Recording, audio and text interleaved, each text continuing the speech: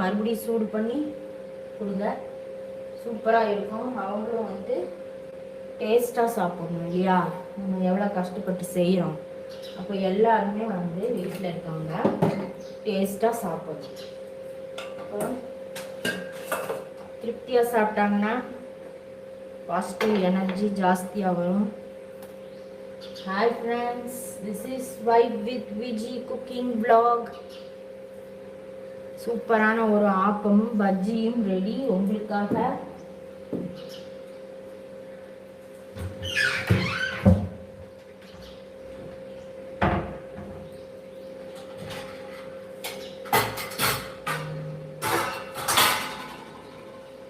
நீங்கள் தோசை மாவு ஆட்டும் போதே நீங்கள் ஆப்பம் மாவும் ஆட்டி வச்சுக்கோங்க.